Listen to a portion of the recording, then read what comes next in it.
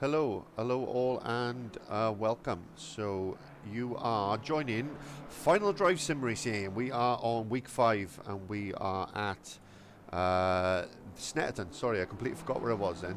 So I'm just having to edit the transformation on. Oh, I can't edit the transformation because they've gone live. So, Aaron, any chance you can pop your webcam down a little bit, because of the way I've got it, we can only see the top of your head. Um, Yes. just and then sit back, and I think you should be. There Is we that any are. better? Yeah, we can see most of your head now, so that's good. So anyway, Aaron Markham is back in the comms box with me this evening for Final Drive Sim Racing Round 5 at Snetterton. So we got 2 exciting sprint races coming your way very, very shortly. Welcome back, Aaron. Thank you. Thanks for having me. It's No a problem. pleasure to be here as per. Yeah, good. We will have Dougie joining us in the comms box in a few. He's got something on, but he'll be joining us around about the time the race starts, or at least sort of halfway through race 1. So we are this week at Snetterton, as I said. So a wonderful circuit, mostly used for touring car racing, something myself and Aaron have plenty of experience with, but also used for the British GT, which is why it is in place in Assetto Corsa as well. So using tracks from various sort of disciplines over this season, and this is one where we are using a British GT track. So the race 1 is 15 minutes quali, 35-minute race. Race 2 is a 5-minute fast lap shootout. So you're probably only going to get 2 laps in. If you're lucky, maybe only 1, and sometimes even none. And then race 2 is a 20-minute sprint. So it's all gung-ho, usually around that. So there's about a minute left of practice before quali starts. So we'll be on board with that in a moment. So just while we're waiting for that to start, a quick update of the table. And Adam Foster still leading the championship. He had a fantastic round last week, drove really well. And that's got him a 42-point gap now, back to a man who's jumped up to 2nd place, which is Ash Humphreys in the number 44 McLaren. And Wes Beatrice is now down to 3rd, and Bart go. In 4th. I've just had the confirmation there that quali has started, so we'll leave the table there for now, but that just gives you an update of where drivers are, and sort of best of the rest, if you like, at the moment is Clenneth Bower in the lead McLaren, 14 points ahead of Damien Humphreys.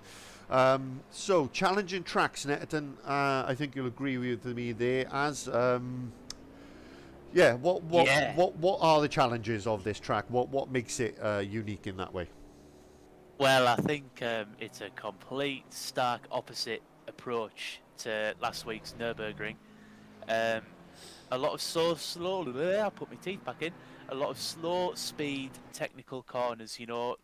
Corners like Montreal, where you're coming in at quite a fair speed to say into the hairpin. It's a lot of traction zones are critical.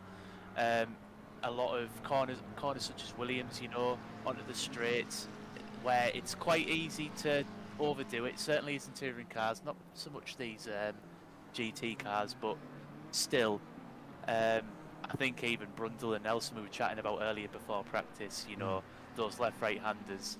It's all the slow speed corners at Snetterton that make it such a tricky little technical track, because there's so much time to gain. And it's certainly the type of track that really tries to unsettle a rear-wheel drive car, isn't it? And Yeah. so these'll have a bit of trouble around here. We can see, I'm very pleased to say that we've got Ash Humphreys' beautiful Gulf liveried McLaren actually on stream this week. I put the file in the wrong folder last week, which is why we didn't have it, so apologies for that. But we've finally got that beautiful Gulf livery to look at, which is Well, I could just sit here and look at that all night. I don't know about you. I don't even need any racing because I'm a big McLaren fan and I like that. But anyway, so we are just gearing up for a lap. Just trying to see where people are on the track to try and jump on board with someone. So Bart's not quite there. I think Ash is probably he's just gone around the first couple of corners, so I'm just trying to find somebody who's about to start a lap so we can get an on board with someone. There we are, Galanos. We are. So let's jump on board, and he's just going into the first corner, Aaron. Yes, he is. He's just gone through Rich's there as he comes up towards the tricky hairpin we were talking about in Montreal. Probably looking at the last or second to last braking board there as he gets a little bit of understeer into Montreal, building the momentum up towards Palmer here. Very tricky corner because you want to carry the momentum through. You can take a couple of lines, you can take and hug the apex like Galanos has, or you can try and run it out wide. As we build up into Agostini now, another little tricky hairpin, and he seems to nail the apex once again. Try not to run too wide onto the exit curve, it can compromise your speed down here as we build up into Hamilton. Quick left kink as he slows back down into a tricky hairpin once again, and he seems to have nailed that one as well. Seems to be a good lap here from Galanos. Nice to see he's hugging the line there. That's my line that I tend to take as he takes the right-hander into Williams now, building onto the back straight. All about momentum, that corner. You want to try and keep as much speed before you head into the tricky left-hander of Brundle. Braking zone for us in touring cars is typically the bridge. These guys might be a little bit before that or after that. He seems to have nailed the corner once again. So easy to lose the rear here. And onto another tricky right-hander into bomb hole. So easy to lose the rear once again as he has a moment of oversteer right on cue. Going into Coram here before he starts to begin the slow down for Murray's. Very easy for the rear to slide away with you once again with you carrying momentum and braking in a corner, but he seems to have had a very good lap as we go back onto the centre straight, and we are going to set a quick enough time for P2. Fantastic lap. Yeah, good lap indeed. I will say there was a 46.9 in practice.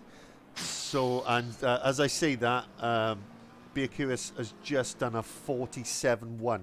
Wow. So that is a lap and a half. That is for sure. I'll just see if Adam Foster's got any challenge for that 47.1. But 2/10 quicker than that again, even in practice it was. So quite the lap.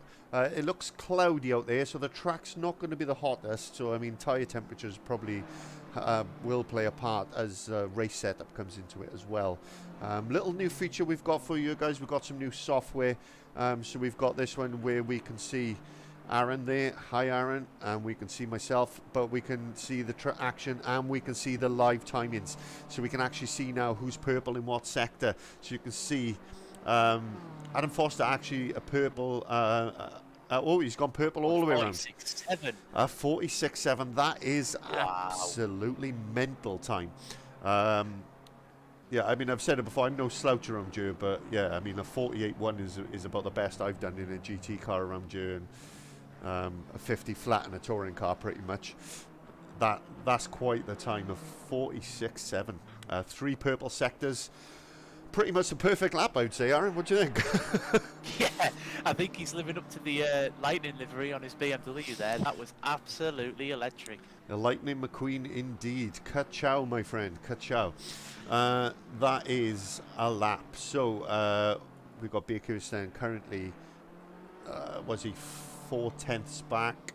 Galanos a whole second off the pace. We said how good that lap was and how smooth it looked from Galanos. But a full second off the pace. So Beerkirvis has got that down to a 10th. I think this is going to be quite a tight battle here at the front. I mean, it shows... Ooh, big moment there. Big moment indeed.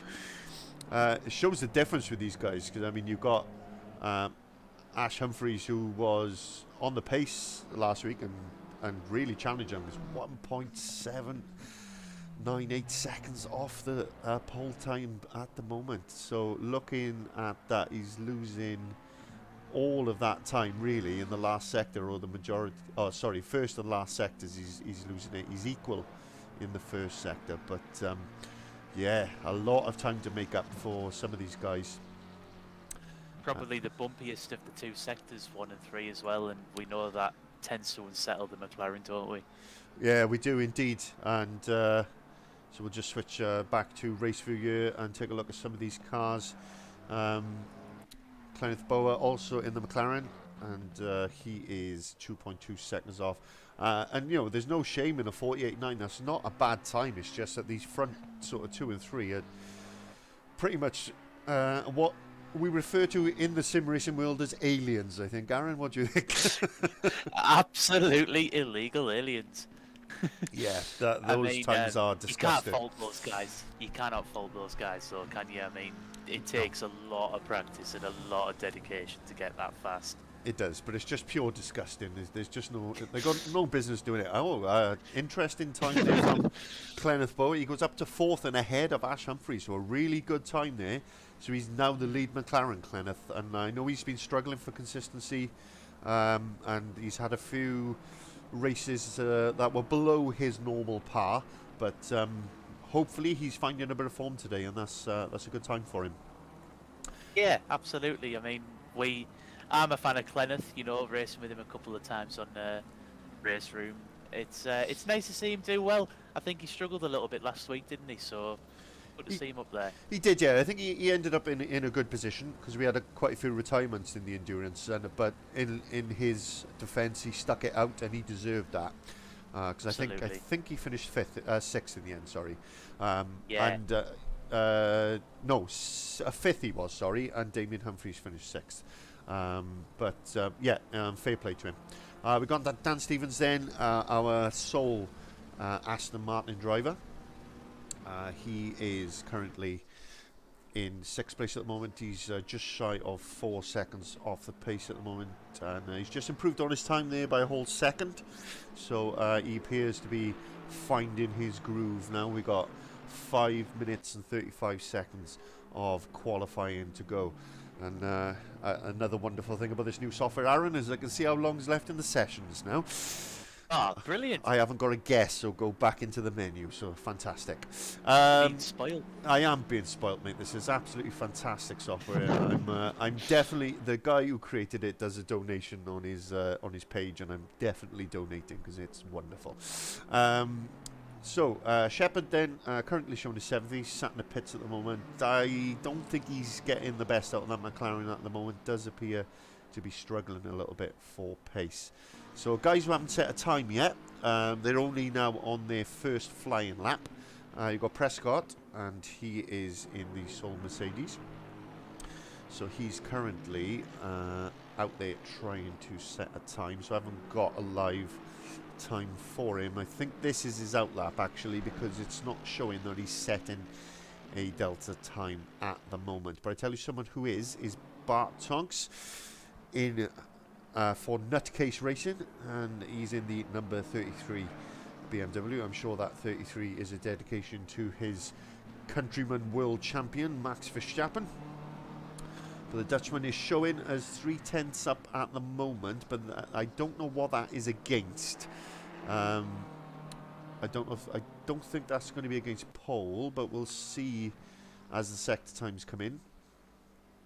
I was going to say, surprising to see Tonks down there, because he's quite a nifty qualifier, isn't he? You'd expect him to be near the top 5. Yeah, but he hasn't actually set a time yet, and that ain't going to do him much good either, is it? Because he completely unsettled the car on the curbs there, and that's probably going to cost him half a second going through those 2 corners alone, I would imagine. You can see there, though, prime example of how important it is to get your line perfect on here, because you hit the curbs and it's just bump city. Well, I can tell you he was 3/10 up on something. It doesn't tell me what that was against, unfortunately. I'm sure I'll figure that out once I get to know this software. But that he went from being 3/10 up to 3/10 down, so I think it probably means from the car in front of him. But now it'll be against his time. But yeah, 49.1 from Bart Tonks. And he's pretty much been front row or second row at worst, hasn't he, in the first 4 rounds? So he's got some work to do. he's just lacked a little bit of consistency in the races, hasn't he? Because he's definitely got pace. Oh, definitely, 100%. Damien Humphries, brother and teammate of Ash Humphries. He is currently in 6th. I've just noticed as well that Ash Humphries has gone up into 4th position overall, so he's retaken that from Clenneth by half a second.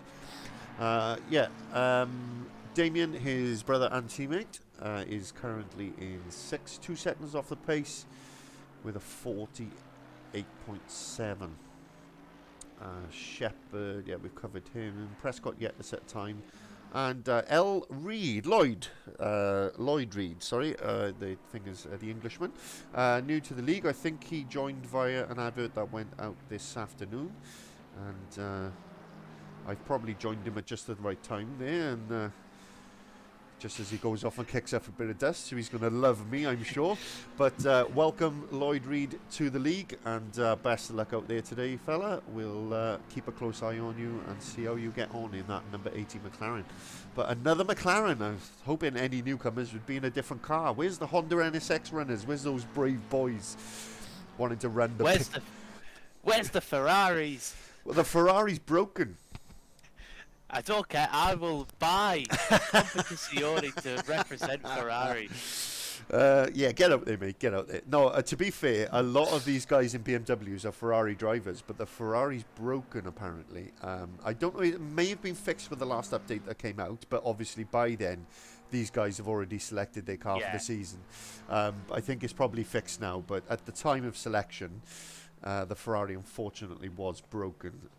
So...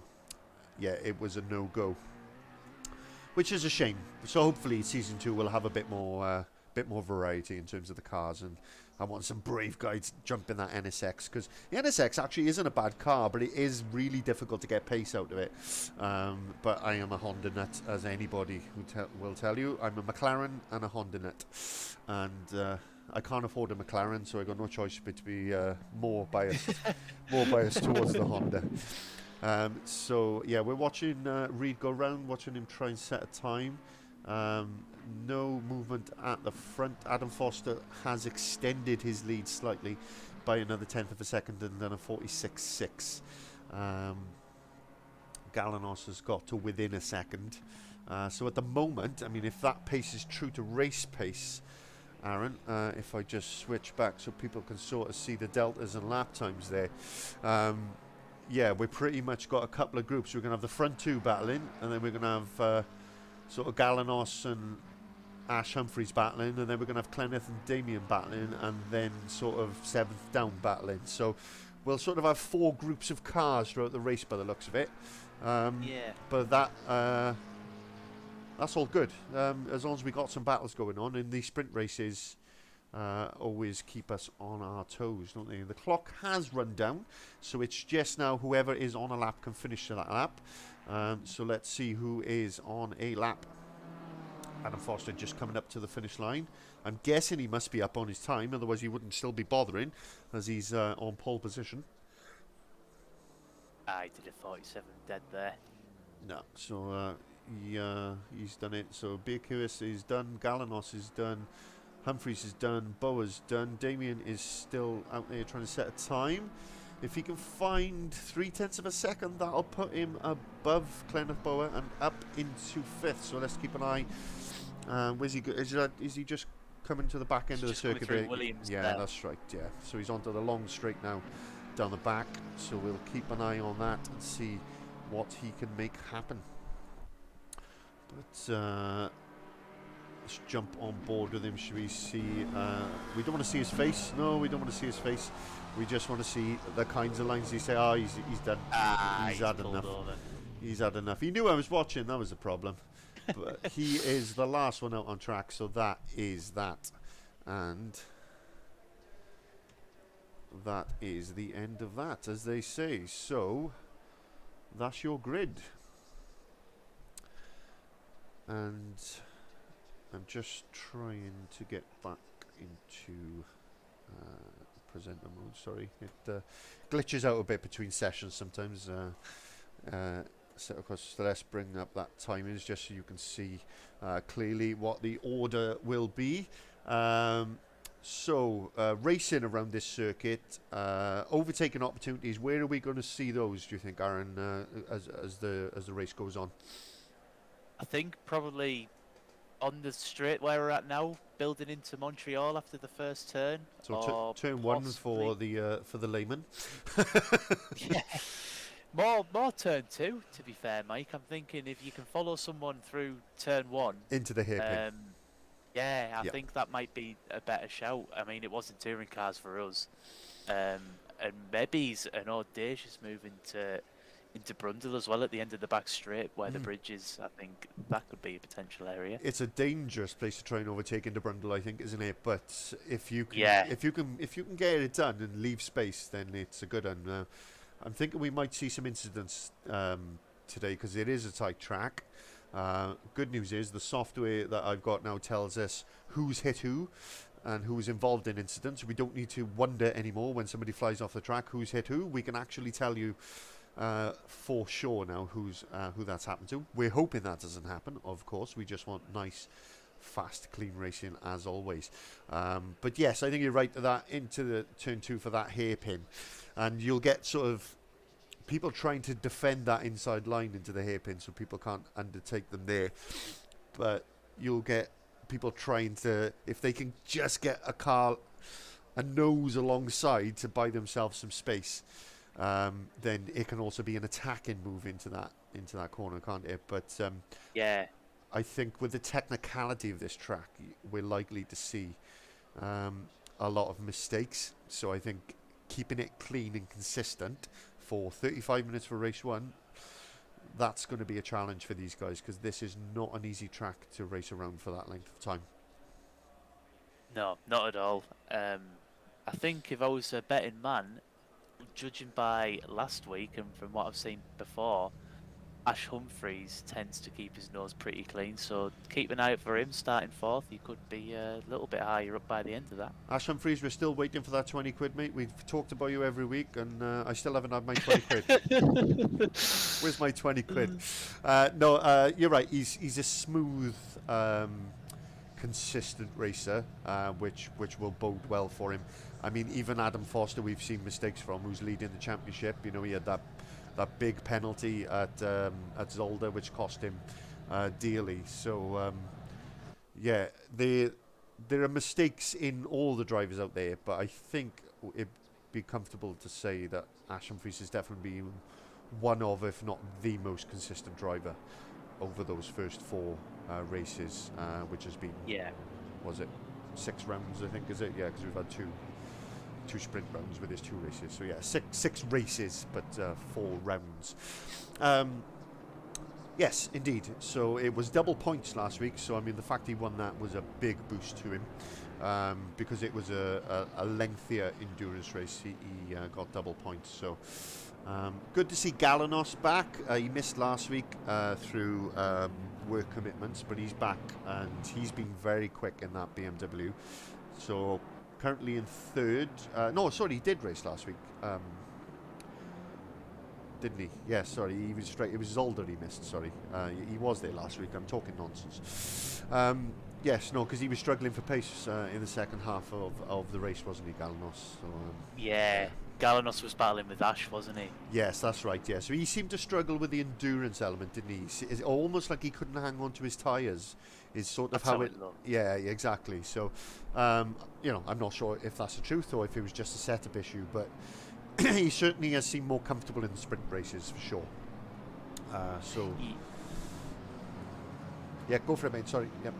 No, I was just agreeing. I think Galanos performed pretty good at Imola actually for the endurance event. So maybe it was just a blip last week at the Nürburgring. Yeah, true. And like I say, the tyres are so sensitive on this. If you get the pressure slightly wrong, that's it. You've had it until you make your pit stop. So it could well be that he just got it a little bit wrong.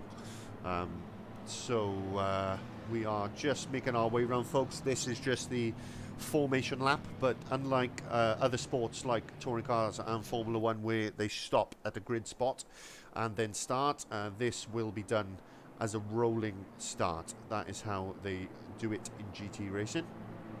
and I'm sure the clutches and gearboxes appreciate that. But it is a rolling start, so they'll have to adhere to, I think it's 70 kilometers an hour until the light goes green, and then it's whoever's the quickest. So it's a little bit different. I mean, both take quick reactions, but off the line, I guess, when you're on a grid start, Aaron, you've got to have quick reactions to meet that green light. But on this one, you've also got to be concentrating on making sure you're keeping your speed as close to that limit as possible. Because if you're 2 or 3 miles an hour off it, you know, you're going to lose 3 places off the start, aren't you? If you're not quite on it. So, yeah, different challenge. Absolutely. I mean, I think a rolling start's maybe is easier than a standing start though, because at least you have a little bit of momentum behind you. Whether you're 2-3 miles an hour down, I think the difference is the reaction time, like you say. But both offering similar and different challenges, and I think they're both just as tricky as each other to actually nail. As we get ready for the lights to go green. And there we are. We have got a green light, so I've just switched to my favourite helicam off the start, so we can see all the action going down into the first corner. We can see people trying to make moves. Ash Humphries falling back into the pack. Kenneth Bower getting interested in the back of the BMW there. And we're just going to go back into the pack a bit so we can see some of the action. Everybody appears to have got through nice and smooth. Oh, contact again. Damien Humphries receiving contact. Oh, and it's all gone wrong. And I think that was Stevens in the Aston Martin as again made contact. Thankfully, it doesn't look like there's too much damage there. But yeah, definitely some contact there from Stevens. And he has made contact before with Humphries at Zolder as well. So I'm sure that's not what he wanted for the start of his race. But thankfully, there doesn't appear to be too much damage. I think it was just a bit of a love tap, Aaron, wasn't it?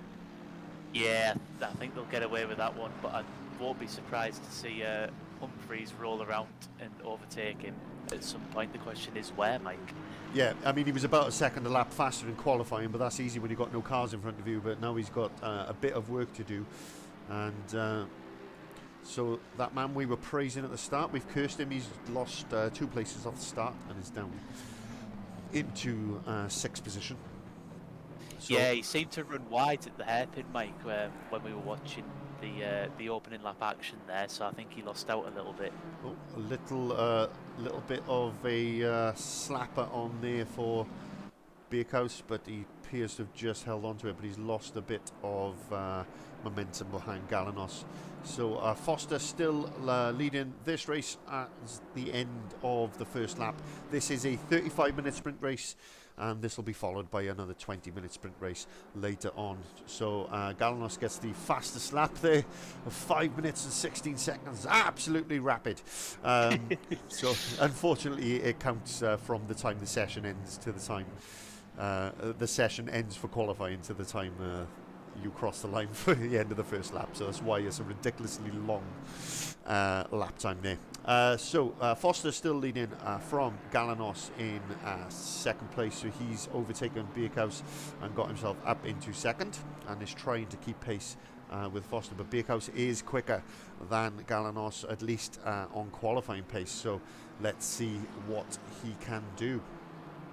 And then there's already a 3.5 second gap then back to Kenneth Bower in the McLaren number 900, and he is under pressure from Ash Humphries, and I'm glad to say that Damien Humphries has managed to get himself back up into 6th position and ahead of a few cars. Prescott has just got ahead of Shepherd, so I think Shepherd's had an off, and Bart Tonks is already in the pits, so don't quite know what happened to him. But he's had a mare, Aaron. Yeah, there wouldn't be any particular reason to be pitting at all, really, would there, in these sprint races? No, definitely not. So I'm just looking, and according to the log, car number 3, which is Stevens, made contact with car number 80, so that's Reed. There's no contact showing. So 37 hit So yeah, Shepherd hit 22, then 3 hit 22, and 3 hit 80. But so it's not showing that anybody's made contact with Bart Tonks, according to the log. So it appears he's either made a mistake on it all by his lonesome, or it hasn't picked it up. One or the other, but we'll never know. Maybe we'll ask him later. So back to the action. So yeah, we are on lap. What are we? Lap 3 now, and I think so. still pretty much status quo. But Kenneth Bower is falling further and further behind, and Ash Humphries has lost 6 seconds to these front guys now because he can't get past Kenneth. He's right on him, and we're just keeping an eye on the gaps. But this is the closest battle at the moment. He just needs to try and find a way through, doesn't he, Aaron? Otherwise his race is over and he's got no chance of a podium. Yeah, I mean, coming into a critical zone now that we marked earlier, and I think we could potentially see a move into the danger spot that we flagged going into Brundle. This will be a very brave move if he pulls it off. A little bit of weave in there from Kenneth Bower. He needs to be careful not to over weave, but you can see Humphries. Oh, he's got his braking just right there, but he's all over the back of him. But like I say, such a tight, twisty circuit, it's really hard to find a place you can safely overtake. He needs to be this close, really, doesn't he, going into turn 2, as we said earlier. Yeah, I think you can see him sort of showing his nose, though, making Kenneth know that he's there and that he's ready to pounce. And we've got a close run here, though, onto the centre straight, so let's see what comes of it coming into the hairpin. So we're just going to jump on with Humphries. We're going to go onto the bonnet, and we're going to see if he can make a move now going into... Oh, a little slide wide there from Kenneth. That's going to compromise his exit. Oh, and Ash. Oh, he just had to get out the power. Oh, and that's cost him the chance to make a move. Oh, but Kenneth goes wide. Oh, he does. And he gets the move done up the inside. Oh, they're going to be side by side. Oh, Ash Kenneth Humphries, keeps the position. he thinks better of it, and he just backs out. Are we going to see another move? Oh, he's just pushing him. But Ash Humphries thinks better of it. Let's go back 30 seconds, have another look at that. So we had the first move then coming down into the hairpin. This is the replay, Aaron, just in case you didn't know, sorry. And up the inside he goes. But Kenneth gets good traction, doesn't he, on the dirty side of the track. Yeah. And manages to just about make it work. And then Humphries comes back at him around here. Brilliant stuff. Can't make a move work, but... that's some cracking racing, and hopefully we'll have a bit more of that. So we're back on action now. He's still behind, but he's still challenging. The gap is 0.0. Oh, there was a bit of contact there, I think. yeah, because the gap on my my timing screen was showing 0.0, so you literally couldn't get any closer if he tried.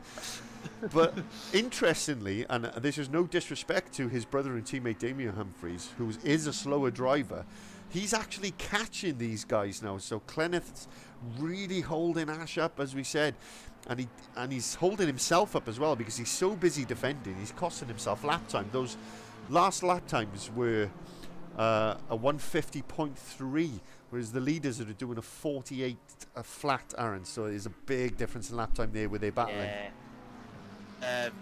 It's exactly like we spoke about last week. I can't remember what the battle was. I think it might have been for second between Ash and Galanos, and they were just holding each other up because the gap to Adam was coming down. But we just couldn't. They kept on fighting each other, and before they knew where they were, a gap of 9 seconds became 15, didn't it? And it looks like exactly the same's happening here. Yeah, definitely. I mean, the gap to the front 3 now is already 10 seconds. So yeah, these two battling is costing Ash a lot of time. But I don't know if you noticed, into turn 2 he made the same move again, but Kenneth appears to like that outside line, and he seems to have good traction of it and has managed to hold on to the position again. So fair play to him. Yeah, it's quite frustratingly reminds me of the touring car days on Project Cars. Could never, ever, ever, ever get a good drive out there, but Ash comes out of Williams there. Fantastic move as we go into Brundle. and he looks to have got it sealed. He seemed to have great traction out the corner. I think Clenneth just might have had to just lift off the power just that little bit, and in the end that has cost him. And I think that you'll see Ash stretch his legs a little bit now. Whether he's got the pace to catch the front three, I don't know. But they're currently, Wes Beerkus has just done a fastest lap of a 47.4. It's very close to Galanos there as well. Yeah, Ash now 10 seconds back, but he's very close. He's in his boot lid. But again, he's not able to make a move. Can he get a better drive out of this corner?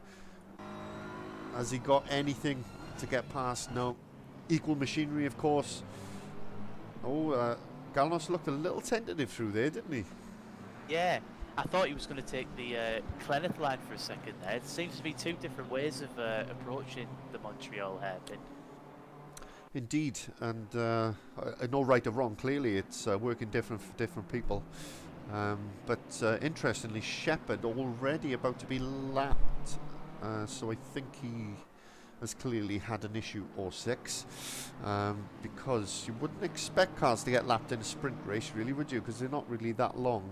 No. But oh, I wonder if that's tripped up the leaders there. It looks like Galanos was about to go through on Foster. Oh yeah, there's definitely been an issue, and I think the back markers caused a bit of a problem, and then Beerkus also getting a little tasty on Galanos, so it's all kicking off. Your back markers, as usual, causing a few issues, and you can actually see Humphreys and Boa in the background now, so they've definitely gained a bit of time through that, because you can see them in the background of this shot. Absolutely. So definitely a three-way battle now, with Humphreys and Clenneth managing to hang on to the back of Humphreys, still only 0.8 behind, but Humphreys has closed the gap from nearly 11 seconds to 8.6 in the time that we've been talking. So Ash is on the move. He done a personal best on the last one of a 48.8 though, so he's going to need quicker lap times than that to compete with these front three. Yeah, I'm just thinking, Mike, I wonder if Reed and Shepherd have had contact, because Lloyd has just came out with the pits there. So I'm just thinking, is there anything that's flashed up on your telemetry? What number's Reed? 80. What number's Shepherd? It's 37. 37. No contact. There was contact very early on between Stevens and Reed, but that's the only one showing up at the moment that I can see. So, but so Galanos did make contact then, and Clenneth has just made contact with Humphreys, and Humphreys is up past. So, so I wonder, are we going to get the replay? Yes. So I didn't know if we could get the replay if we switched cars, but we can. So we're about to see an overtaking move. So let's see how that happened. And very similar to the Ash Humphreys incident, that isn't it? Oh yeah, yeah. And he cut back across. Oh, I think he didn't expect Damien Humphreys to be there for that, did he? And no. So he cut back across, which okay, you know, it happens.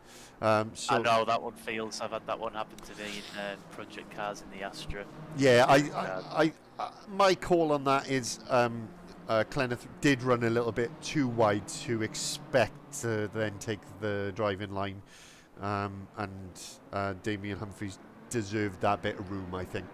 I don't know what your take on it is, but that's kind of how I read that one. I agree with you, but I do have a bit of sympathy for Clenneth. Oh, totally. I see, you know, what you're saying with that. Yeah, I just mean, I think he didn't expect the other car to be there, did he? Yeah. Absolutely. I mean, Damien as well. When you're on the throttle, on the exit of the corner, when you're so close, you're naturally pushed out there anyway as well. Yes. I don't think there was anything malicious in it. Oh, no, definitely not. No. Absolutely agree with you. And, yeah, these are still battling away.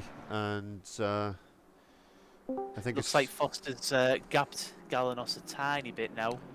Yeah, I don't know if they picked up damage, but they definitely made contact according to the log. And I've just heard a little bling, so I think we've got Dougie in the com box. Dougie, have you managed to jump in? I have indeed. I'm now here. Welcome Hey, to the good race, my evening. friend. Welcome to the race. Evening. So business as usual. Adam Foster's leading, mate. Yeah. Yep, we've had a cracking quali. We've had some good moves as well. So a couple of people out of position making moves, and so welcome to the comms box. And we are, in case you hadn't seen me, at Snetterton this week, and it is proving to be quite an interesting race between these front three. So BQ is still challenging Galanos, and again Galanos having to defend is costing him time. And once again, gentlemen, as we've said previously and earlier on and last week, when you're battling, you're losing time to the cars in front. Absolutely. I think we could be witnessing a potential move with Beekhouse and Galanos here, because I think Galanos might be starting to struggle as he did last week. Yeah, he seemed to struggle as the race went on. I know you missed that one, Luke, because you were unwell. But as the race went on, the endurance race, he really seemed to struggle more and more and more, which is not something we saw from him in the earlier races, is it, Luke? So it was a bit of a surprise. Yeah, but it was a surprise. Obviously, I missed last week, but yeah, it definitely would be a surprise if it was. I wouldn't have expected that from Galanos. So we thought perhaps endurance, or at least I thought, sorry, perhaps with endurance, perhaps it was a tyre saving issue, you know. But as we got to move here, gentlemen, and just interrupt myself. He's just going up the outside. Can he make it stick around the outside? And can he hold it? Oh, it's going to be close. He's still alongside as they go into the left of Hamilton. He's still holding it there. He's going to be pushed wide, but he's managed to make it stick.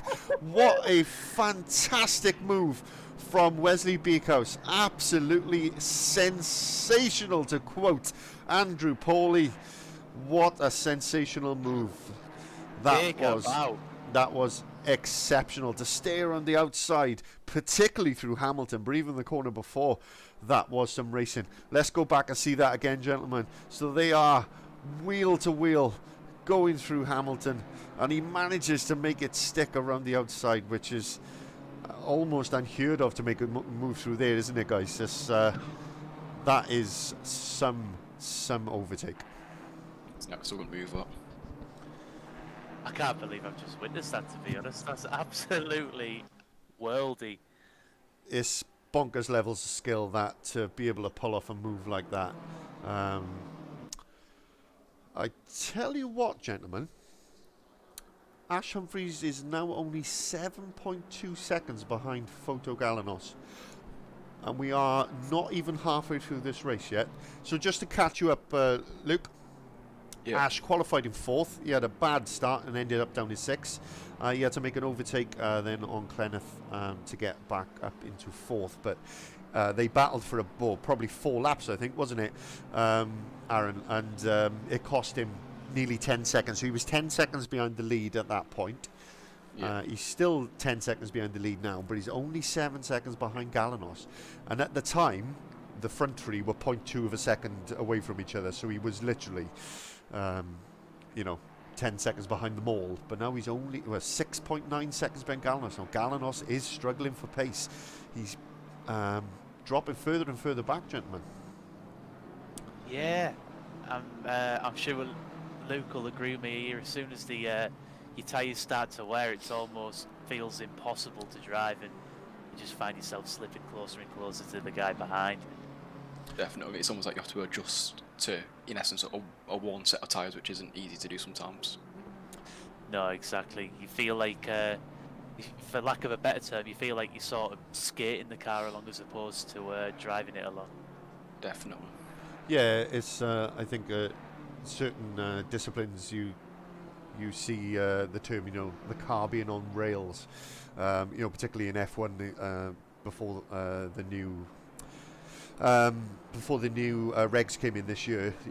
Like cars like the Mercedes and the Red Bull just looked like they were on rails. They looked infallible almost on track, but you don't get that with these types of cars, and as soon as you lose that bit of grip, you're right, you start to have that sliding issue, and definitely plays its part, that is for sure.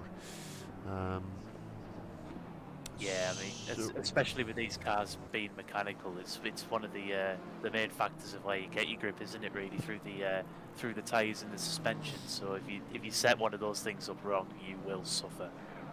Absolutely, and we've got some downforce, but most of these cars have got a front splitter where you can adjust the downforce by up to, I think, 5%, and then the rear is up to about 20%. So, not a large scope for downforce, for sure. So we are past halfway. There's 16 minutes left in this race, so we're just going to do a quick run through of the field. So Adam Foster currently is your lead driver in the Lightning liveried number 28 BMW. The Englishman currently leading the championship by 42 points, and well up in front again today, looking to cement the lead in this championship and win the inaugural championship for Final Drive Sim Racing. Second place is Wegby Curious. He was second place in the championship for a good while, and he's struggled at times, had a few issues, and last week had a complete failure of his software, which meant he went flying off into a barrier, which wasn't fun for him, I'm sure. But he's currently in second and having a much better event today. He's just joining Adam Foster on the start of a lap 11. Fotogalanos having a better time of it, but he's not quite got the pace of those front two. But he is having a good time of it, currently in third. Ash Humphries was currently up to second in the Drivers' Championship, 109 points. But he is, 6.5 seconds behind Galanos at the moment in that beautifully liveried Gulf McLaren. And I might stick with him just for another 5 seconds so I can have another look at it. There it is, beautiful, beautiful. I will be asking him for that file, that is for sure. His brother and teammate is 13 seconds behind him in 5th position, and having a better day of it despite the fact that he'd been crashed into a few times. He's not having a bad time of it. Kenneth Boa currently in 6th and catching back up to Damien Humphries after the two of them made contact. Kenneth went very wide, we saw the replay, and after that he made contact with Humphries. Humphries came off better, but he's catching him again now, so that is good to see. He's just on a personal best on the last lap of a 49.2, so we'll keep an eye on it and hopefully he will be able to catch up. Dan Stevens then in the Aston Martin, currently in 7th, having a good race, 15 seconds behind Kenneth Boa, kind of on his own at the moment, but just needs to get to the end of this one before the 20-minute sprint race that follows. Prescott, that's a good time to join. I wonder if we can just go back a little bit. Yeah, we can, and just see what happened to Prescott there. So I think he just gets a little wide out of turn 1, yeah, and oh dear, loses the back end. So that is a shame, but yeah, bit of a nightmare for him, but he's kept going, and fair play to him. He is new to this, and fair play to him for keeping it going, and I'm sure he'll learn as the weeks go by. His current best lap time is a 54 flat, so he is a fair bit off the pace of the rest of these guys. 53.3, sorry. It's the next guy who's a 54 flat. Another one who's new to sim racing on ACC, and this will be Shepherd in the number 37 McLaren, currently in 9th. Les Reed, who had to make a very early pit stop. There didn't appear to be any contact according to the driver log, so it appears he had an accident at some point.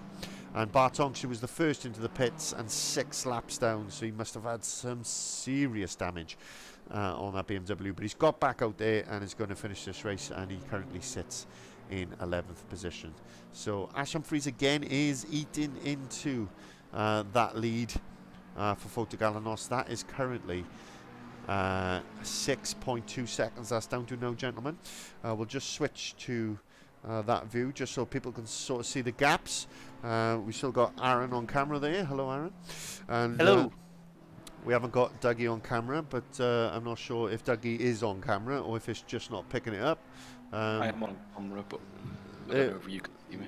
I can see you, but I've kind of got a bit of everything going on here. I don't really know what's happening.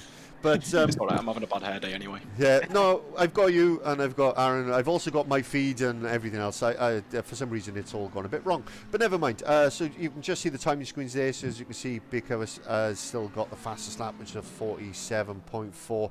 But you can see the timings here. So 6.1 for Ash Humphries now, and 2 seconds for Clenneth Bower, or there or thereabouts. It's fluctuating a bit. So those are the two main battles that we need to keep an eye on now over the next couple of laps. So not a lot otherwise going on in terms of action. It's just over 10 minutes to go, gentlemen, and any surprises from you so far in terms of driver position or action? You know, what are your thoughts as we've got 10 minutes left to go in this race? I'm a little bit surprised at Bartonks and it being so far down the order. Obviously, we don't know what happened, but as you were riding through the onboards, his lap times actually seem pretty competitive. He set a 48.7, which probably would have seen him up there in the mix with the Humphreys brothers and maybe Clenneth. So a little bit shocked at that. Yeah, I mean, based on his lap time, you know, he definitely would have been 5th position, or at least battling for 5th. You know, his lap times are actually quite a bit better than Clenneth's, but his last one was actually 3 seconds slower than Clenneth. So he's having issues, let's put it that way. And Yeah. Clenneth, I just noticed, is now 6.5 seconds back. I don't know if we can see if he's made a mistake. Yeah, we can. We're just going to watch a replay here. I love this replay feature, gentlemen. I got to be honest, this is absolutely exquisite. So he was, as you can see, about 1.5 seconds behind Humphreys, and he's just coming down to the infield sort of section, the twisty section of the track.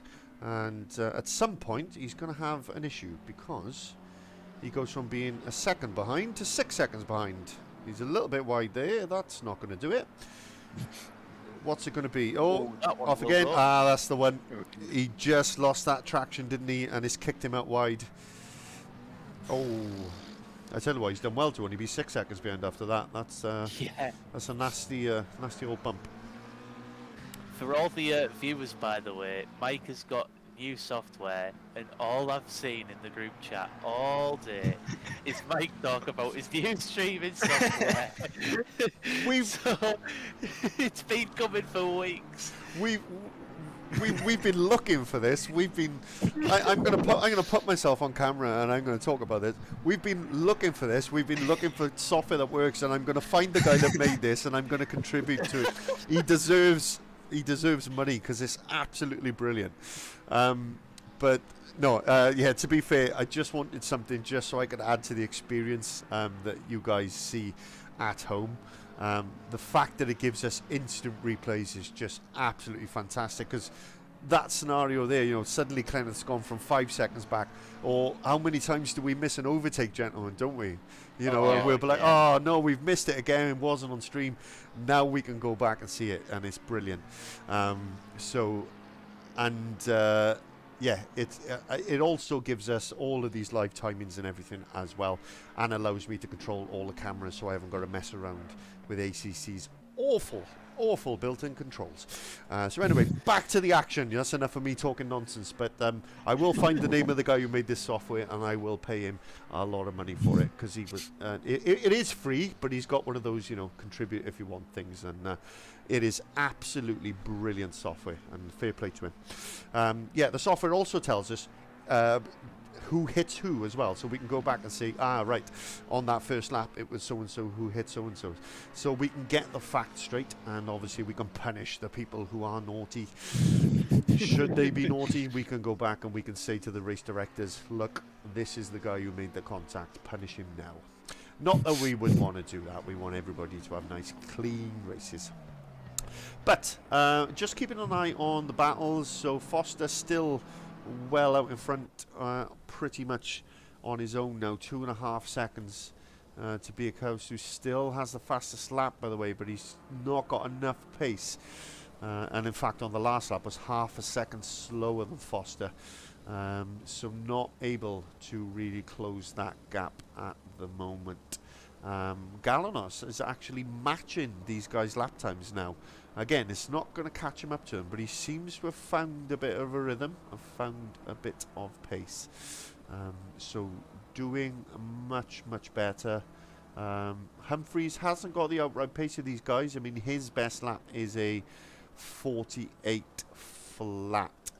And his last lap was a 48.2, so he is still catching Galanos, but with 6 minutes to go, which is pretty much 3 laps around this place, I don't think he's going to be able to do much from there. So we talked earlier before you managed to get in to join us, Luke, about the technicality of the driving that's required around Snetterton. So what particular parts of the circuit have you found challenging? We had Aaron's opinions earlier, just looking to see what you think are the most sort of challenging parts of Snetterton.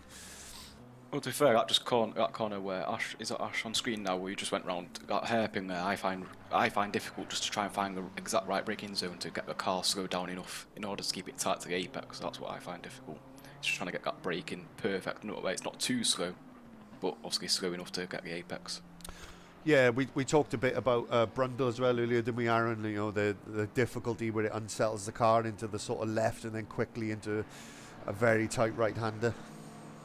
Yeah, and even the into the bomb crater, if you like, after that, it's just it's all very tricky, technical, sort of slow speed corners where it seems to be that's where the time's gained or lost. But even a corner such as Brundle, which is so and at a glance seems so easy, really isn't at all. I mean, I love Bomb Hole. I think it's my favourite corner on any circuit. I just love it because it's in these things. It's fourth gear, big balls, and just throw it in and hope for the best. You know what I mean? It's just absolutely exquisite. And I like that Ash is the big mover on track at the moment because it means we get to look at this beautiful McLaren livery a little bit more. Have I mentioned how much I like this McLaren livery? There's an Ash Humphreys bias in this stream, isn't there? Oh, I'm sorry. If he's going to drive a McLaren and give it a livery like that, he's going to get some. He's going to get some screen time. I'm sorry, folks. That is how it goes. I'm in charge. No, it is stunning, and that. You love the livery and the software now. Yeah, exactly. That's all I've talked about today is Ash and my new software.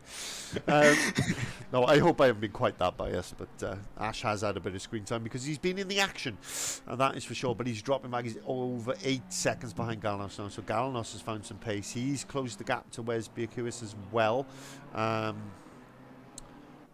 So yeah, there's just not a lot going on now in terms of battles. I think everybody's just sort of settled into their position, so it's going to take a mistake really for anybody to make any serious time. So don't forget, folks, this isn't the end of it. This is the end of race 1 coming up. We then will have a 5-minute shootout for qualifying for race 2. Where the drivers will, if they're lucky, get 2 laps in. So it's very much about getting out there, getting the tyres up to temperature and getting a lap set very quickly. And then we've got a 20-minute sprint race to finish off our evening's broadcast. And don't forget, we will be interviewing the drivers at the end as well.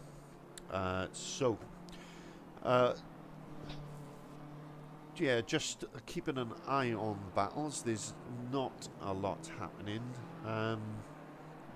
It's a shame about Galanos. It just feels like a little bit too little too late, doesn't it, to catch that gap up to Beak House. Yeah, indeed.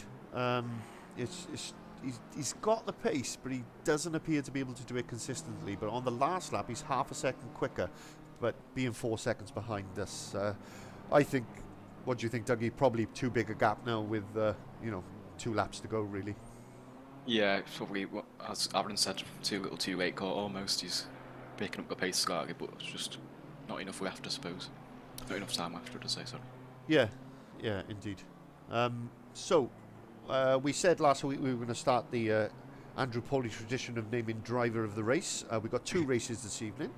Only one last week, as it was a 1 hour and 45-minute endurance race, or thereabouts. I can't remember exactly how long it was. But so, gentlemen, I know, Dougie, sorry, you missed a fair chunk of the race, but I'll ask you both for your driver of race 1.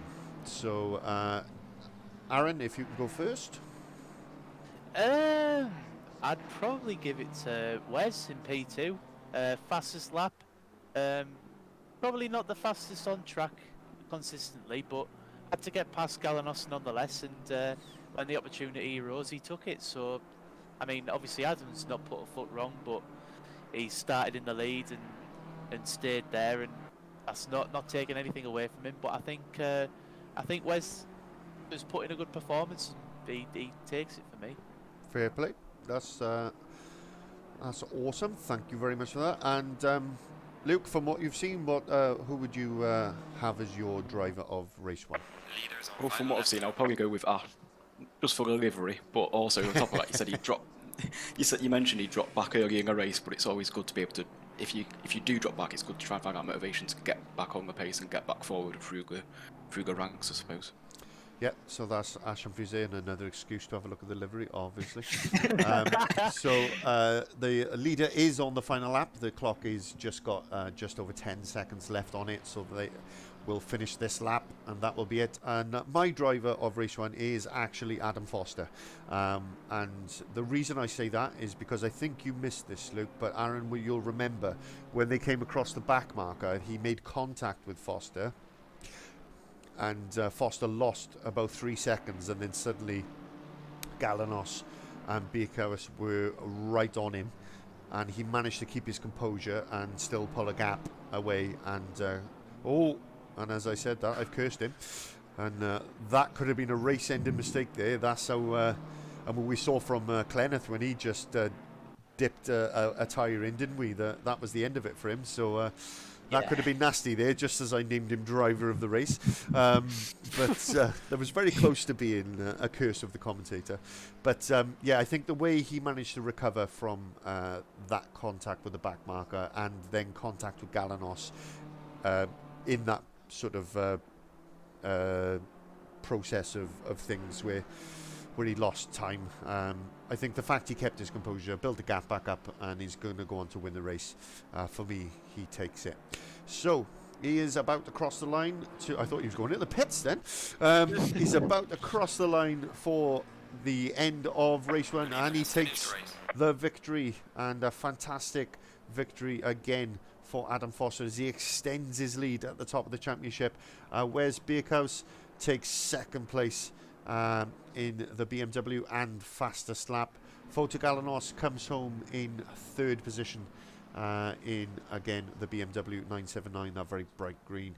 Ash Humphries comes home in 4th, the number 44, in that beautiful McLaren, and then does something very strange after he crosses the line. Damien Humphries, his brother and teammate, just about to cross the line, coming home in 5th position. A good recovery from Humphries, who had contact in the early stages and was pretty much 10th, I think, after the first few corners, but a good recovery, and thankfully the damage wasn't too bad.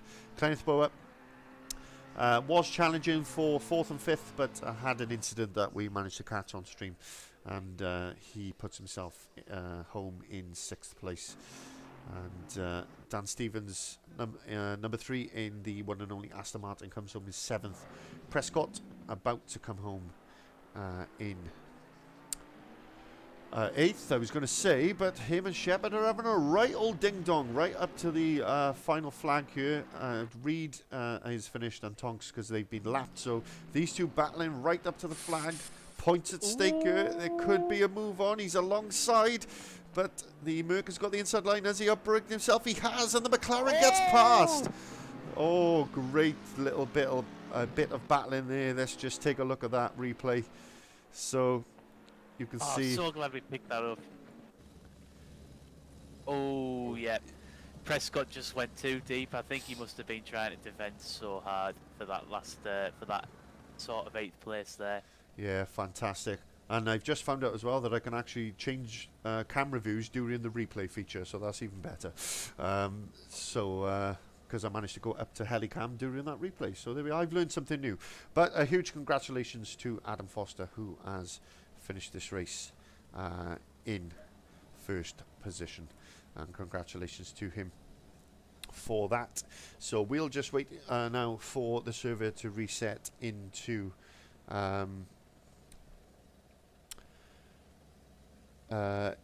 sorry, my thing's playing up there. Reset into the qualifying session, which, as I said earlier, will be 5 minutes. Basically a balls to the wall gun ho session where you've got 5 minutes to nail a qualifying session. So, gentlemen, tell me, what do you prefer? 20-minute qualifying session where you've got time to think about it, or 5 minutes where you haven't got time to think about it, you just got to slap some tyres on and go out and hope for the best? Definitely 20-minute qualifying session. The amount of mistakes I make in one lap, I need 19 minutes of the 20. See, I personally quite like the 5 minutes because obviously I'm not the fastest off the pack, so I quite like the fact obviously faster people don't have the time to go really put that perfect lap time together. So I suppose it only benefits me a bit more if they can't do that, I suppose. I mean, you've got two disciplines, I guess, gentlemen, haven't you, in what you can do in this situation, which is you can do you can do a banker lap and just do a safe lap to make sure you actually do set a lap, or you can go for it and then you have the risk of what we particularly saw in the first round of sprint races, where half the field couldn't even set a lap time because they kept breaking track limits because they were pushing too hard. So no right or wrong, I guess, but two sort of ways you can tackle it, two different disciplines. Yeah, that's true. I think if it was me personally, I'd probably be with everyone breaking track limits. I think it's a 5 minute session, it's all or nothing. You've got to put everything on the line, give yourself the best chance of starting as far up the grid as possible. Because people, in the back of your mind that one or two people will go safe. So you're fighting them and probably fighting yourself. It's so easy to do a lap where you hold back, but if the entire grid goes gun-ho and you end up starting 10th or 11th, you just think, well, that was absolutely pointless. Yeah, absolutely. Just noticing that there's no movement from Foster, Beekhouse, or Humphreys. So those guys, I mean, they're not going to... they just get a lap time if they left the pits now, if they were lucky, but it looks like they're going to start from the back. Which must be tactical. Which will make for some box office overtakes, we can hope, gentlemen. And that is for sure. Yeah, absolutely. Looks like we'll be in for a thriller. Well, that's what we want to see. But yeah, not going out to set a lap time. I don't know whether they've implemented a rule, perhaps. The top three can't qualify, but Ash wasn't top three, was he? He was fourth. He was, you are correct. Yeah, so... top three was Galanos, wasn't it? Yeah. And he is out setting the lap time, so it can't be top three, or top four for that matter. Because Galanos is out there, unless he... or unless they've just got issues and they haven't managed to get out there. But either way, that I'm quite excited about, gentlemen, because it'll mean they'll be at the back. So we're just waiting to see who of those out there can set the fastest time. So with those three out, we're expecting Galanos to take pole, I would say, gentlemen. Probably, yeah. I agree with that. Oh, sorry, Aaron. Maybe no. Maybe Bartonks if he can hook a lap up. But that was going to be my second suggestion. Don't write out Bartonks. So yeah, we just got a minute of quali left, so anybody who is about to cross the line will be able to complete the next lap as well. Somebody entered in a Porsche. Get in. I'm so happy. I love the Porsche. D. Reynolds has entered in the Porsche. He's missed the first race. I don't know who you are, but welcome, Mr. Reynolds. And You're most welcome, and thank you for not driving a McLaren or a BMW. Unless you're going to run the Gulf livery, you're just not going to get any coverage, mate. It's just not going to happen. I am, of course, joking. So Bartonks has currently done the fastest lap, which is a 48.2. We're on board with Galanos now as he comes up towards the finish line. He's showing us 1.7 seconds up. Up on what? We don't know. But he does do a 47.3. I think of the drivers we got on track, gentlemen, no one is going to beat that. No. And he's done himself as well. Bartonks is having another go, though. He's done a 48.2.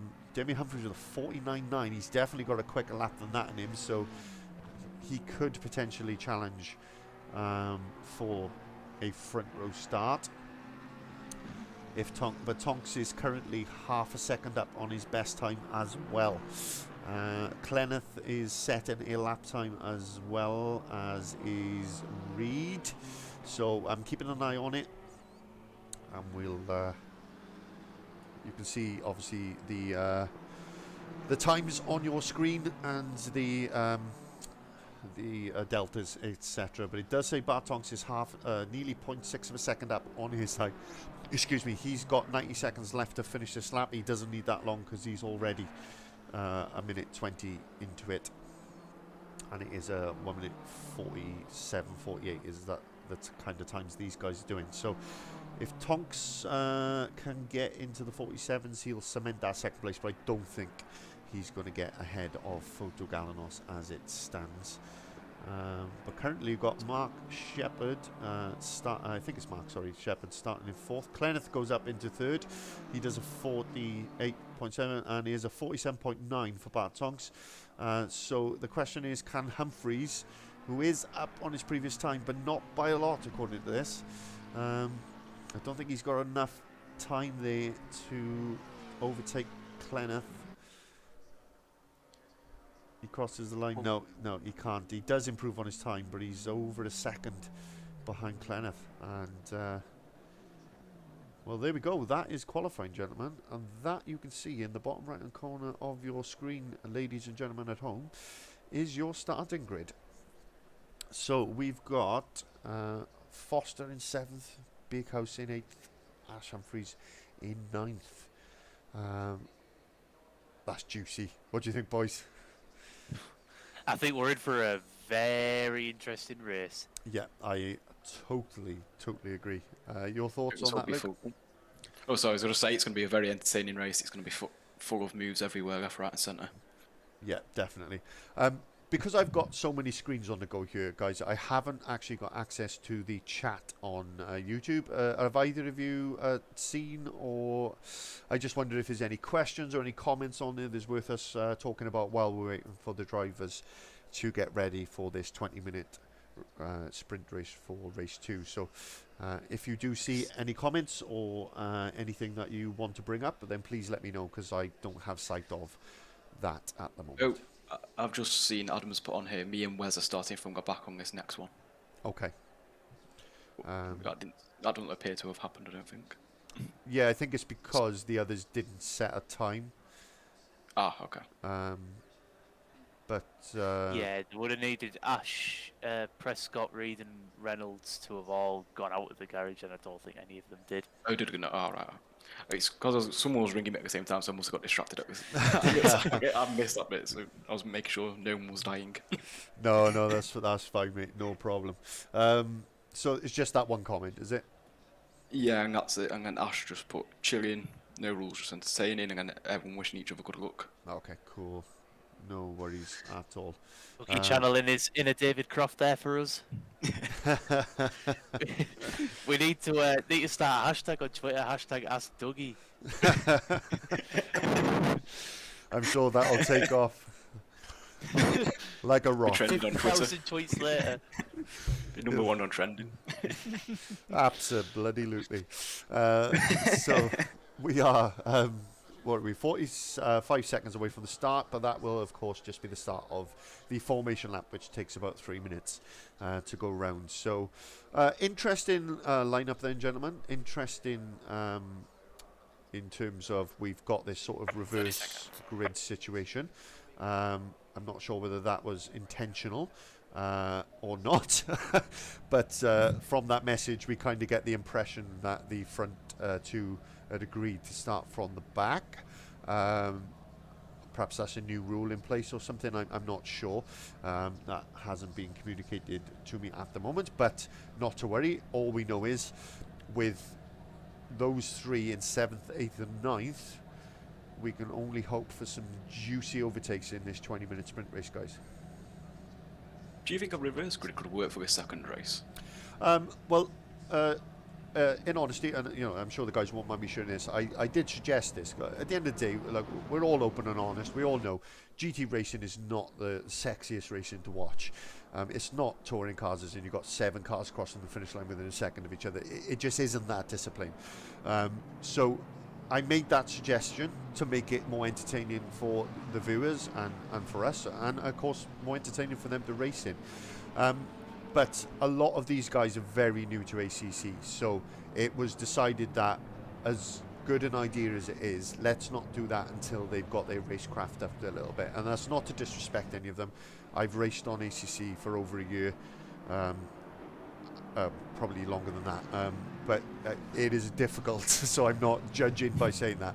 But to get your racecraft and your race discipline up is a challenge. It's a challenge just to keep hold of the car half the time. So I think it was basically decided that yes, that is the type of thing we will look to do as and when the some of the newcomers have really got their racecraft into a place where we can make that work.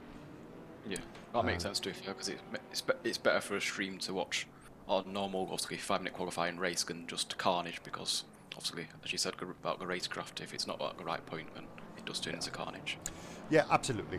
Absolutely. Just a reminder, there will be at Bathurst for an endurance race next week for all of you tuned in. And I can see Aaron wincing on his camera there.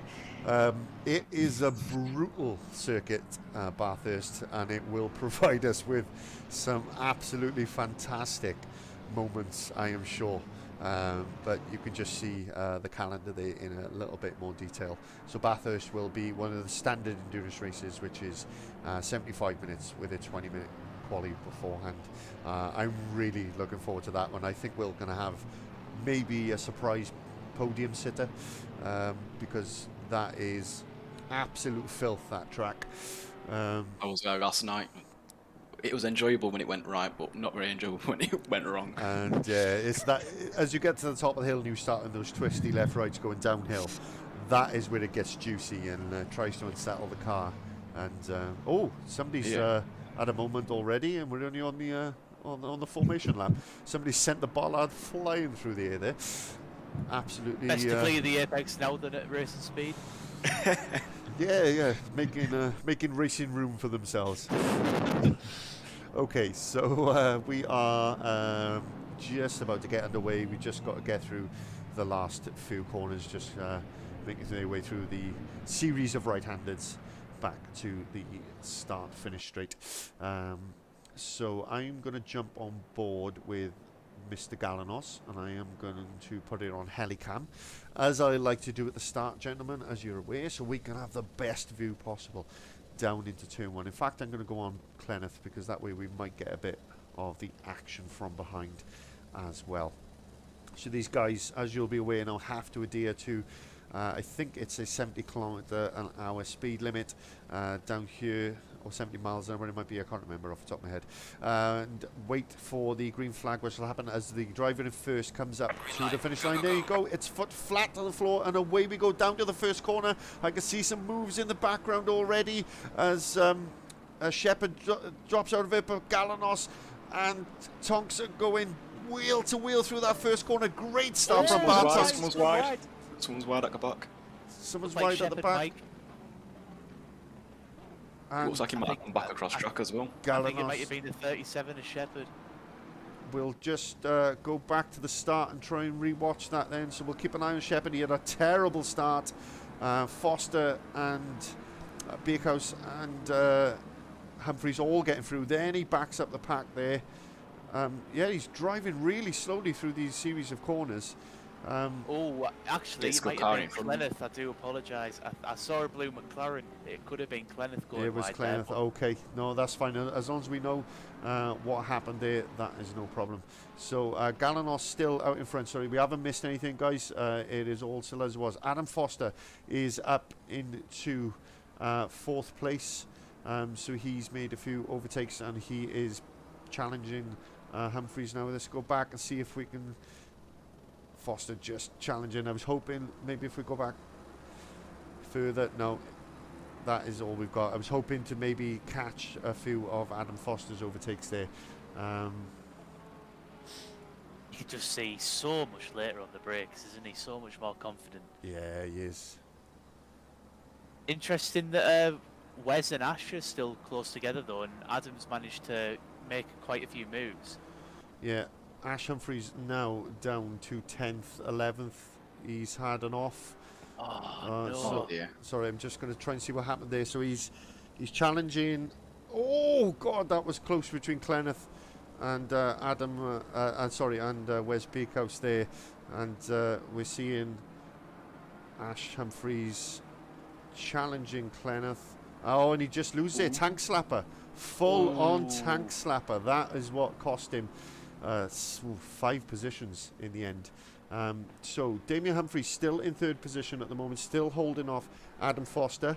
Only just though we can see Adam Foster really putting pressure on that McLaren, but Damien is holding him at bay, and that is allowing Galanos and Tonks to get away. But this is the type of racing that we want to see. So we're going to go down now to the television cameras and try and get a little bit closer to the action. But some great action in those first few moments there. So just watching Adam Foster, he's the one challenging for 3rd position at the moment, having started in 7th, and he's up to 4th already. Humphreys trying desperately to keep him behind, but there is basically a 2.5 seconds between these 4 cars now, so it's very, very close. And Foster clearly with more pace, but Humphreys is not making it easy for him. I thought we were going to see a move there. Yeah. Staying calm under pressure. You could just see, yeah, there's so much time being lost for Adam. Damien defending really well, really, really well. But he's bringing all sorts of people into the mix there. It looks like Wes has managed to nick a position off Stevens, so he'll be happy with that one. I'm surprised that Clenneth hasn't managed to capitalise yet. Just see if we can. Sorry, I'm just going to see if we could see this move yet. So Stevens just ran a little bit wide, and that allowed him past. So, yeah, nice and clean there from Wes Beekhouse.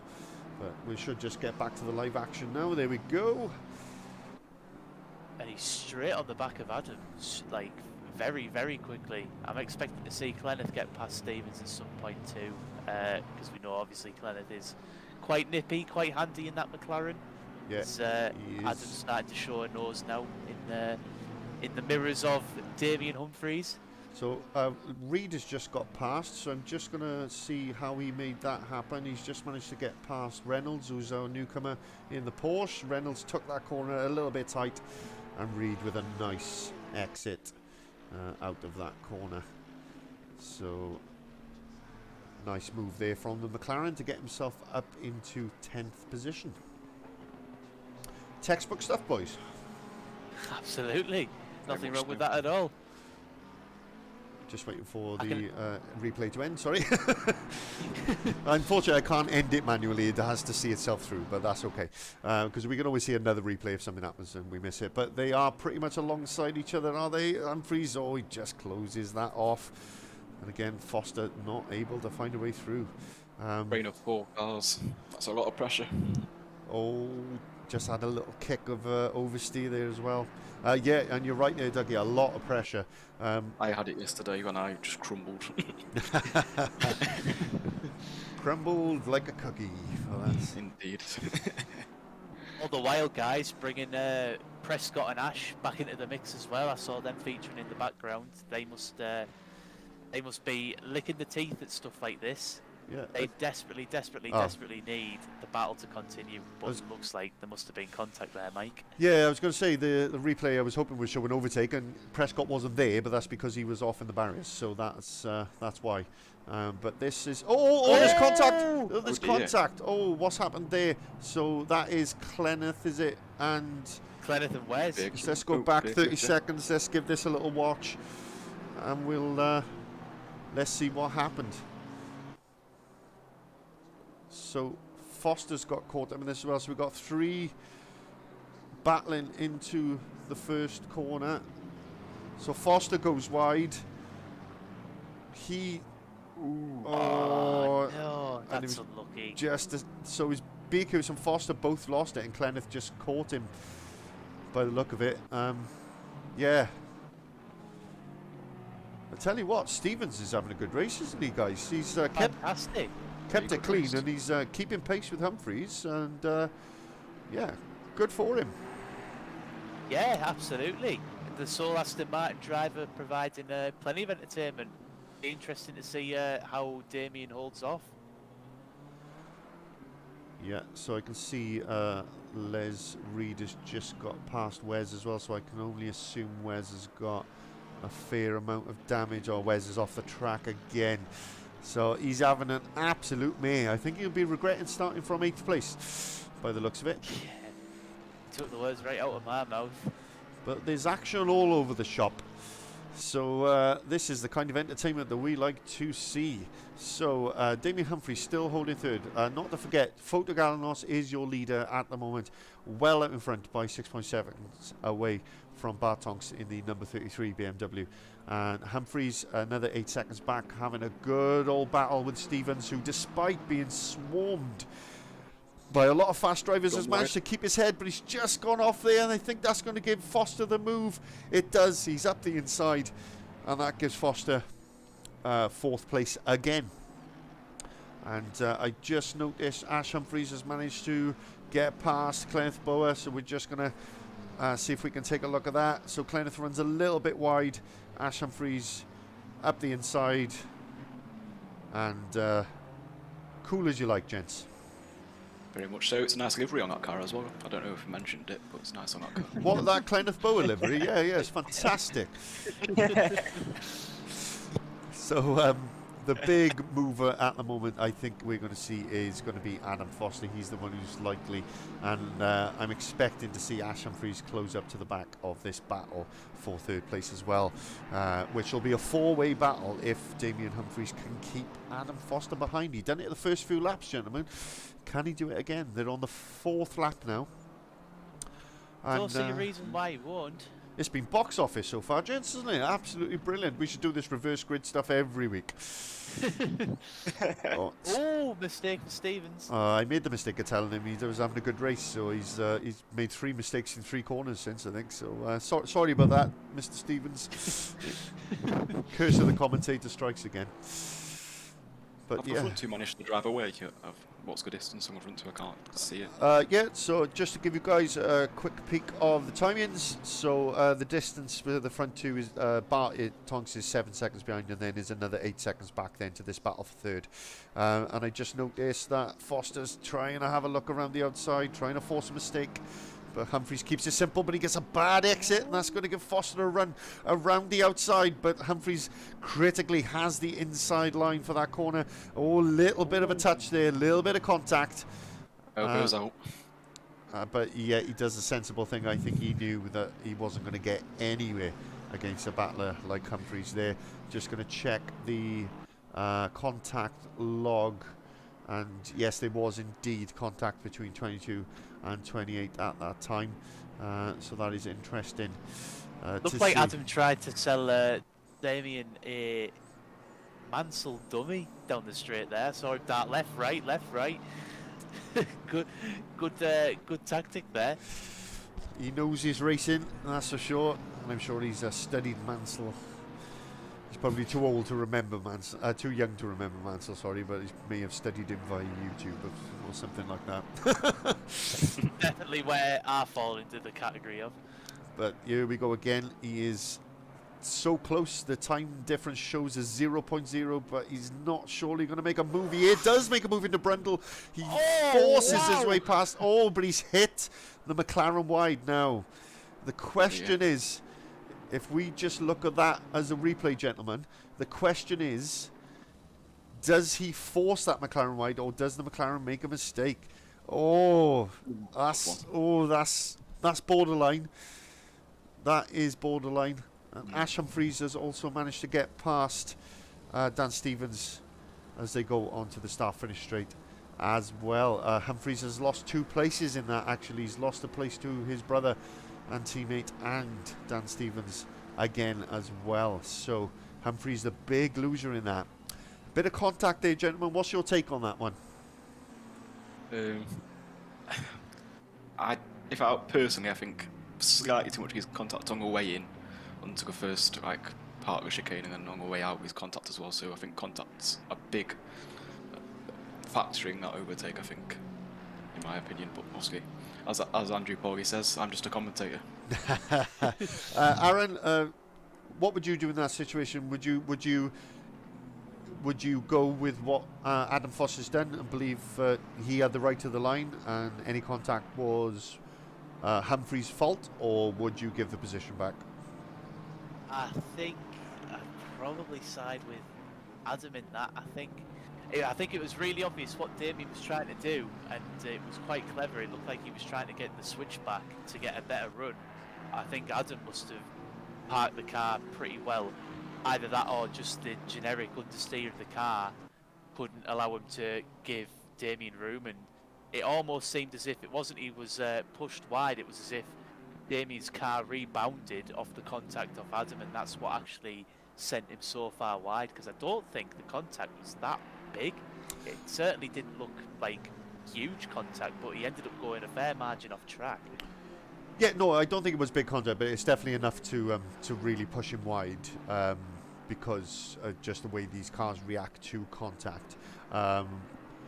Yeah, it's a tricky run, isn't it? I think, door banging is going to happen in sort of tight corners like that. I guess we didn't quite see whether he made contact on the way in and the way through that corner. I thought I did see contact on the way in. Yeah, it was very close. I think, I don't know, it's difficult to say, isn't it? I'm not suggesting that Adam's a dirty racer by any stretch of the imagination, because he's most certainly not. He's a very clean racer. He was just trying to make a move stick.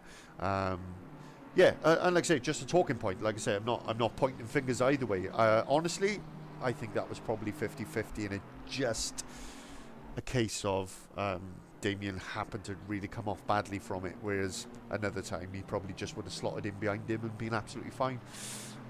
So, and it can always look worse on stream as well when it actually is in the actual car in your cockpit view, or of course you have. Absolutely, yeah. And like I say, 50-50 for me really, but just unfortunate that Humphries managed to lose another 2 positions from it due to that bit of contact. But it was just a bit of door banging, and as they say in Days of Thunder, that was a car facing the wrong way there. Oh, it's Foster. Is that Adam? It's Foster. No way. It is Foster. Let's take a look at the replay and see. Oh, we haven't gone back far enough. Oh, damn you, stupid button. That was like, is that Glock? Is that Adam? It was very much like that. But, he's lost it. Oh, after all that work. Right. This will be it, won't it? So I've gone back 60 seconds this time, so hopefully we can see exactly what happened to Foster. He was running in third, sweet as a nut. So I didn't go back far enough last time, sorry about that, folks, but I think I've gone back far enough this time to get an idea of what's happened to him. So he's just coming through the right-hander, and again onto the straight. Oh, he's just... Oh dear. Just lost it mid-corner. That's a very bizarre spin, isn't it? It's one of those ones where you're just a passenger and you've got absolutely no hope at all. He must have been lived in that quite early on in Williams for it to end up there. Yeah, very strange. That's a weird one. Very strange place to lose it, because it's not like he kicked up any dust or went wide, so he's just lost it. on pure traction. So a strange one. Okay, anyway, back to the main action. Galanos has just done a fastest lap. Where was this pace in race 1, gentlemen? I'll pull it up for you to see it. 46.9 in race trim. Wow. That's pole qualifying pace almost. So that is quite the lap time. So where was that in race 1? Because that would have certainly... Maybe he's just warming up in race 1. Yeah, he's taking a while to get going. But yeah, he's a full 11 seconds ahead of Bartonks now. But you can see the damage Adam Foster's got on the front of that BMW. But he's still catching Clenneth despite that. But Ash Humphries now promoted up into the final podium position. We've got 3 minutes and 30 seconds left, which, depending on where Galanos is, he's just coming down to the first hairpin, I think, isn't he? Yes, Yes. you are correct. So we'll have another, the end of this lap, and then one more lap after that, by my calculations. Maybe another one, depending on how close he is to crossing the finish line at the time. But Bartonks a good 10 seconds further back. Ash Humphries, who's had to battle his way through the field, is 10 seconds further back again. Dan Stevens, gentlemen, is in 4th position. I mean, he's had a couple of little offs, but nothing too major, you know, just when he's sort of gone off track, but he hasn't had a spin or anything, or a bump into the barrier. He's kept it clean. He finds himself in 4th. I mean, what a drive from the man. Brilliant result. It's probably, that must be his best for the season, will it not be?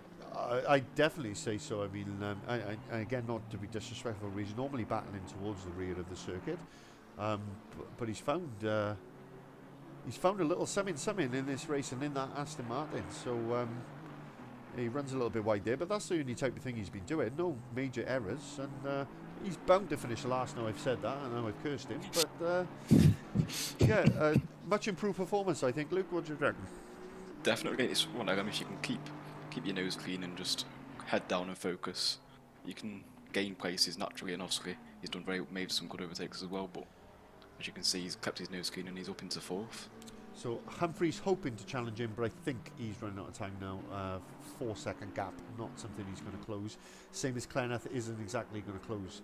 6 seconds up to Humphries in a lap without a mistake. But Foster is within a second of Clenneth Power, despite the fact, well, saying that, I was going to say despite the fact that he's got huge damage, but so has Clenneth in Clenneth's defence. You can see the front paint on that McLaren is absolutely battered.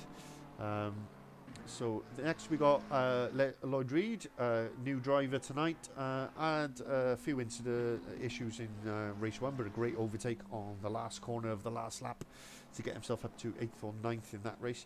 Been a bit quiet in this one, but just running around nicely by himself. This lap will be disallowed because he's gone off track there, but he's going to bring it home in 8th place, providing he doesn't have any more issues.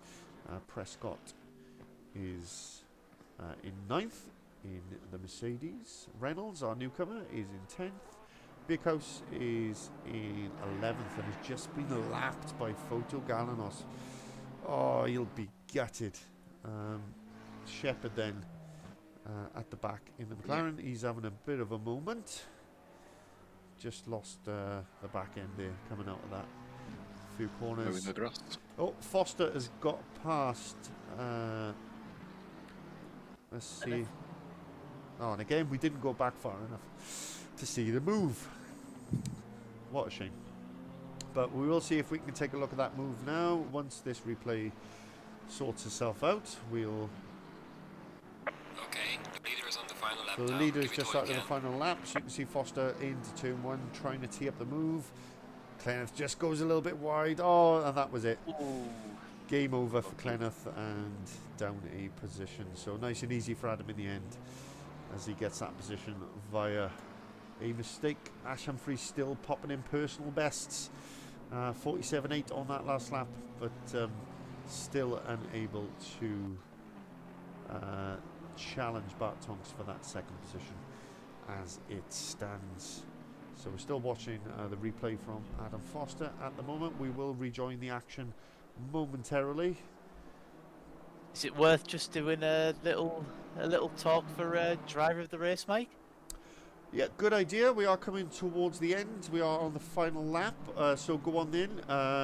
Luke, you go first this time. Give me your driver of the race for race 2. My driver of the race would be Stevens, as we said before. Just kept his nose clean, but got himself up into 4th and just keeping it consistent. Yeah, I would agree with your sentiments there. Aaron, yourself? It's going to be unanimous, boys. I agree as well. I think Dan's had a fantastic race. Good to see him up there. Yeah, absolutely. Yeah, my opinion, he's kept it clean for the most part, and particularly when he had, what did he have? Beekhouse, Tonks, Ash Humphreys, Damien Humphreys, all around him. Very quick, capable drivers, all pressuring him, and he kept his head. So that was the moment for me that I thought, well done, mate. Absolutely fantastic. So here we are with Photo Galanos as he is about to cross the line for what I believe will be his first victory of the season in this second sprint race here at Snetterton. And a fantastic victory for Photo Galanos. A few seconds down the road then, we've got Bart Tonks who gets a second place, and well done to him. He's had a bit of a stinker at times this season, but a nice clean race for him, and really challenged Galanos into those first few corners, but in the end settles for second. Ash Humphreys comes home on the podium in 3rd position, and he makes back some points on Adam Foster in the championship. Dan Stevens comes home in 4th position, and he is our driver of race 2. Absolutely fantastic from Dan, and a great clean race for him. Damien Humphreys in 5th, a decent finishing position for him in the end, after some good battles. Lost a few positions with the contact with Foster, who comes home in what will be a disappointing 6th after that contact and that big mistake that really cost him. Kenneth Bower in 7th. Again, Kenneth, I think, will be disappointed, but judging by the front end of that McLaren, it's been in the wars, but 8th place. 7th for him. 8th for Lloyd Reed, our newcomer. Prescott is about to come home in 9th place in the Mercedes, and a good showing from him. Beekhouse in 10th.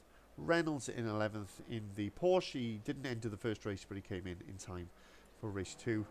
And Mark Shepherd, who has had a little bit of a mare in his second race. He's 2 laps down, but he's just about to bring it home for 12th position. Kudos to Mark for carrying on as well. Would have been so easy to quit there, but he gets my respect.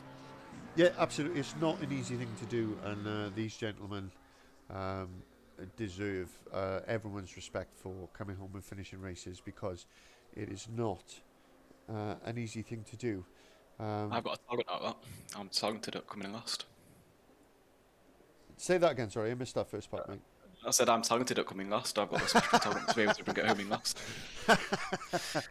Oh, you do yourself a disservice, mate. It's my fault for making you drive that dreadful Honda. I know. I'm blaming you. I love it, but no one else does. So, gallery. Let's just chuck the replay on, so people got something to see in the background. And we will just switch to our multi-screens. And yeah, so we're just going to reflect on that now with the drivers. So guys, if I can ask you both to switch over to the other chat, that would be fantastic. And we'll get in and do some driver interviews. No problem.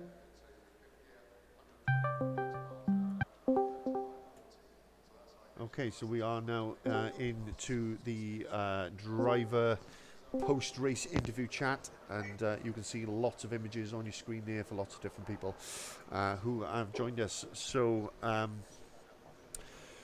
where do I start? That was 2 absolutely fantastic races with some epic wheel-to-wheel action. And who have we got with us today? I'm just taking a look on the screen. I'm going to start today with Mr. Damien Humphreys. Thank you for joining us today, Damien. You're welcome. So take us through race 1. I'm sure they would have blew air in your living room when the contact happened into turn 2. It's been every race this season, isn't it? It's one of them though. I just got a little tap and it spun me round. I say, thankfully, the damage wasn't too bad, so you were able to fight back and have a good race after that, I thought. Yeah, it was. It was minimal damage, and luckily it wasn't too bad. I suppose I only lost a few places, or whatever, and I could still continue to race. I had several near misses throughout the rest of the race, like people going off of track and things like that, and missing cars by millimeters and things. And I was like, well, my trousers are a bit brown anyway, because there was about 4 of them. But I made it to the end and actually got a decent finishing result in the end. So yeah, pretty happy. Fair play. I got to say, race 2 started a bit higher up. Obviously, we had a couple of cars not qualifying, which gave you a elevated position. But your defence, particularly in those first sort of, the first half of the race, really, I think all the gentlemen in the comms box will agree was absolutely stellar. So take us through sort of the pressure you were under from particularly sort of Foster and Bierkhaus and the other guys behind. Well, just to give you a bit of context, so in the run-up to tonight, I had issues with the steering wheel, the pedals weren't working, and then throughout race 1 and race 2, my headphones were intermittent, so I had no sound, so I couldn't hear the engine revving as well, so I was trying to manage that whilst driving. I was just putting my car on the apex as much as I could, just trying to cover off the inside line and obviously keep it clean and leave a bit of space. In the end, the corner, obviously we had a little tap. It was like 2 into 1 in that corner, was going to end with one of us off the track, unfortunately. But I very much enjoyed the battling, and even though I was probably about a second a lap slower than the ones behind me, I managed to keep them behind me for about 10 minutes. I'm going to call Alonso style, I'm going to call it, but because I was significantly slower, to be fair, so it was really difficult, but really enjoyable though. That's why I do the racing for. Even if you're a bit slower than the other lads, you can still have fun. Yeah, I mean, that's one thing that is, definitely good about having sort of a reverse grade of sorts tonight. Is it in that race 2? It made for some epic battles, and it was really good to watch. But thank you very much for your comments. I'm just going to move on to our resident Dutchman, Mr. Clenneth Bower. Clenneth, how are you, my good friend? Good evening, mate. Yeah, I'm amazing. I love Snetterton. Snetterton is such an amazing track. See, this we agree on. Oh my god, it's small and it's very tricky, but the trickier the better for me. I absolutely love it.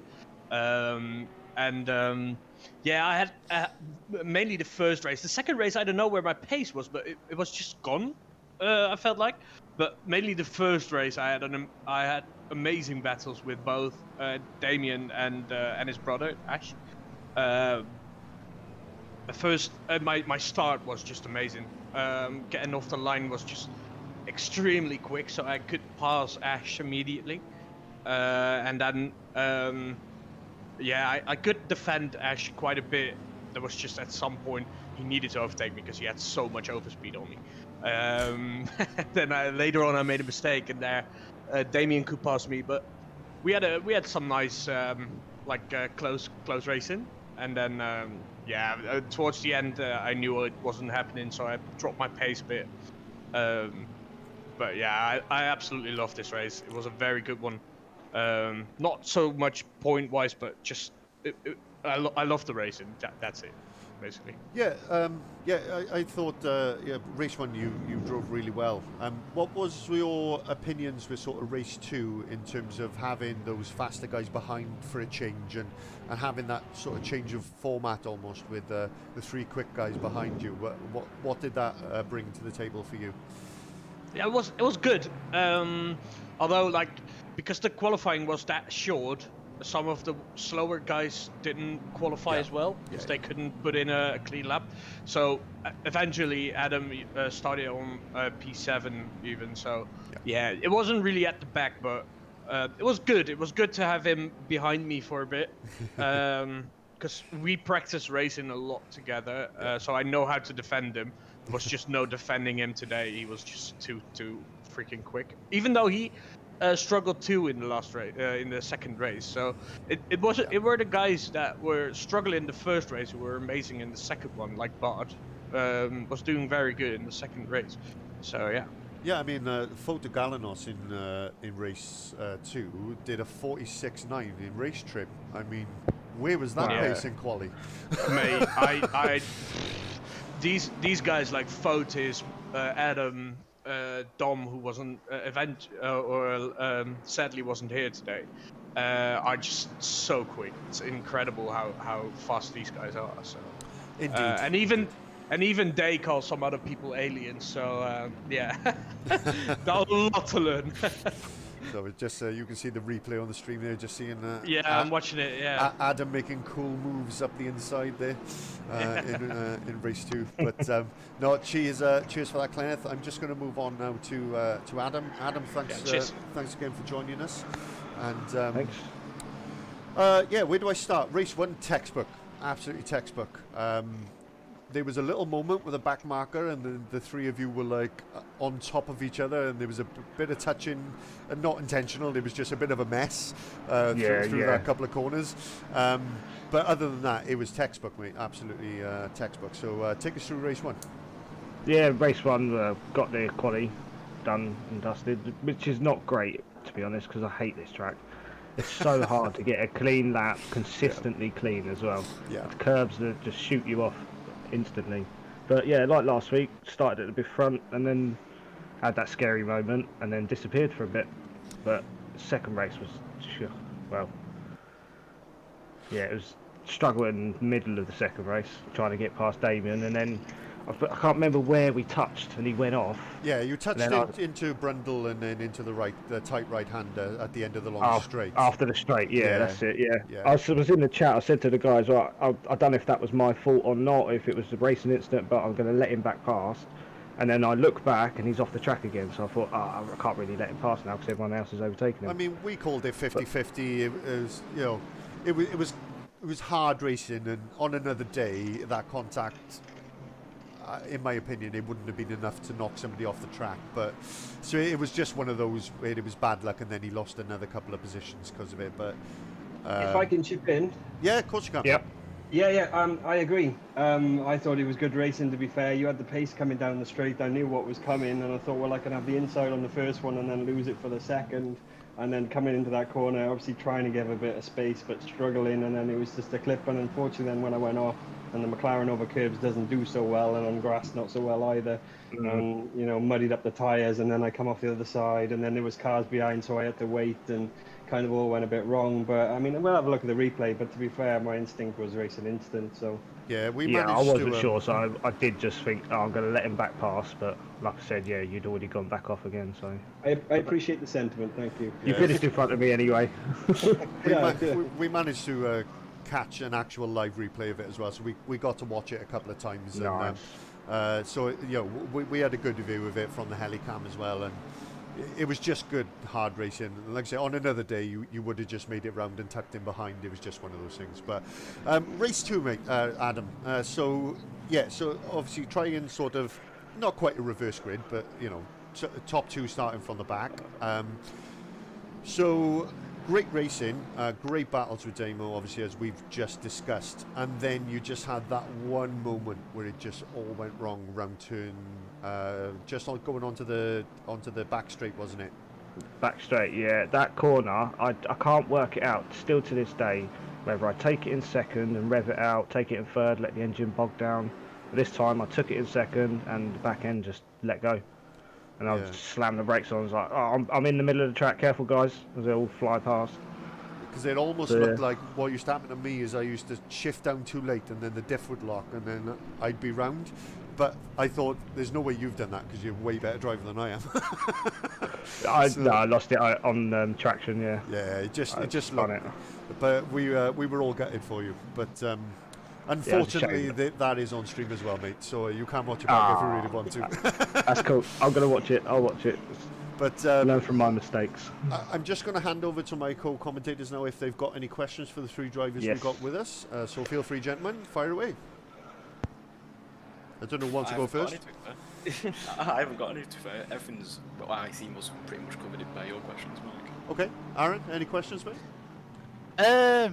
Not really, other than the fact that I was just going to go back to the Damien and Adam incident. I think we all agreed on stream. I know Mike said it anyway, but you could see there was nothing malicious in it at all, and it wasn't intentional.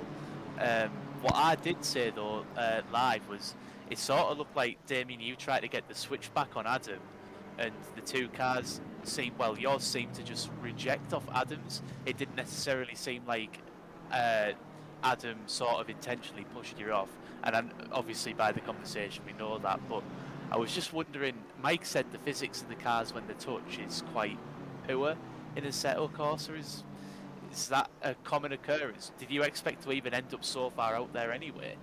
No, it didn't. I was expecting a brush up or something. Maybe push a little wide, but it probably probably the equivalent of about 10 meters. It spat me straight off the track, didn't it? And then obviously over the curbs, it completely unsettled the car, and then dirty tires and everything else, and I lost a bunch of places then. But it is a bit frustrating, and it didn't feel particularly natural the way it happened, but that's one of the quirks of it, I suppose. It's a very good game, but it's not perfect. If such a thing exists, sign me up. But I must admit, and I think Luke and Michael agree, it looked as if you went off track, it was so bumpy on the grass, it just looked almost unsavable if you were off the track at all. Terrible. Absolutely terrible. It always is very twitchy. Yeah. It actually always is. Only Paul Ricard, because it's like all made of tarmac, of course. But going off in ACC is always very bumpy, very hard to regain your car back to the track. I find Misano the worst because it's almost like a street circuit in the way it's set up, and the barriers are so close to Misano. If you do go off, you've had it.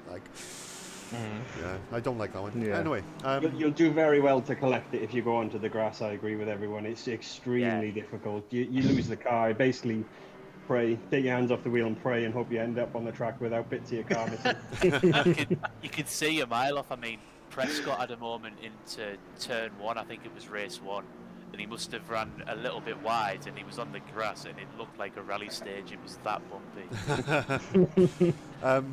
Just a general comment as well. We saw, what's his name? Aston Martin. Dan Stevens. Stevens, yeah, sorry, my mind went blank now. We saw Dan Stevens finish 4th, a really good drive from amazing him. drive. Amazing result. Yeah, he was result. much more consistent. He looked really comfortable. So I just wanted to give him another quick shout out because he drove really well, even when he was under pressure from a lot of fast guys. And it's so hard to overtake here. That it's amazing that he, that the pressure did nothing to him. So that all hats off to him. Amazing. The first few laps, he was keeping pace with me when I got past him. I was like, "Oh, Dan!" He's like, "You're braking early for that corner." No, fair play, and all good. Well, I got to say, the entertainment tonight was great, guys. We had some really, really good racing. So thank you very much for joining us in the comms box. We're just going to finish off now with a little roundup. So thanks for the stream again, guys. No, it's our pleasure. Our pleasure. I look forward to looking back at this new software you've got running. Yeah, I didn't talk about it, I promise. I hope you did. I hope it looks good. I'm calling shenanigans. I didn't talk about Ash Humphrey's livery either. Being a McLaren fan, I didn't mention it at all. Not at all. So we're just going to have our pleasure. We're just going to have a quick roundup of the stream. So Dougie, if you can just round up your moments from tonight and what you found most entertaining. Well, I obviously missed the start of race 1, but race 2 was excellent racing from back to front, and we again enjoyed the battles, especially with Adam and Humphries as well. also a bit of contact, but it was good to see close hard racing. And sometimes unfortunate events happen, but it was great, great entertainment. Sorry, I get my words out. Yeah. Aaron? Yeah, pretty much the same as Dougie. I mean, race 1 was status quo in the sense of we kind of roughly knew what the order was going to be, and it sort of stayed that way. But race 2 was cracking to watch, and I mean, I still can't get over Dan finishing 4th. I'm just so happy. I'm happy for him. It was excellent viewing, and I strongly advise everyone goes and watches that race too. So, I'm going to pose 2 questions to you now, gentlemen. We're at Bathurst next week for an endurance race. So, 2 questions. One's not related to that, and one is. The first question is, can anybody catch Adam Foster in the Drivers' Championship now he's won another race? And the second question is, who's going to be your surprise podium sitter for that endurance race at Bathurst? Because we know drivers are going to bin it. So, Luke, you go first. So, can anybody catch Adam Foster in that Drivers' Championship? And who's going to be our surprise podium sitter at Bathurst when people bin it? In the championship, I suppose, obviously, don't mean this in a negative way, but unless something goes drastically wrong, Adam, I don't want to curse you, but unless something goes drastically wrong, I can't. It's just a bit of a big gap at the minute. And also, again, my surprise podium, I want to say Stevens because of tonight, showing a good bit of form, but that's not getting a surprise, I suppose. Yeah, sorry, we just had that contact on stream there, if you were still watching, boys, the replay. Funny enough. Okay, Aaron, over to you, mate. Realistically, probably not. I don't think people are going to catch Adam, but this is motorsport. Never say never. My surprise podium. I'm going to say Bart Tonks. Okay. Yeah. Good. Well, we're really looking forward to Bathurst. From a comms box point of view, we're hoping it's going to be absolute carnage, which it usually is around Bathurst. So please don't be offended by that, gentlemen. But it's usually carnage around there, and it catches out the best of drivers. Is it day or night? Can one of you guys inform me? It will more than likely be around the same time. Season 1's going to be dry around about 4 p.m, 6 p.m. races. No problem. So sort of just getting towards dusk sort of thing. Yeah. Cool, no problem. That's awesome. Just so we sort of know where we are. We're really looking forward to that next week, and that's going to be, as we said earlier, an endurance race. We've got a 20-minute quali, a 75-minute race, and we're really looking forward to that and the carnage that is the mountain in Australia. So we will see you then. Thank you very much for joining Final Drive Sim Racing, and we will see you next week for round 6 at Bathurst. Thank you and good night.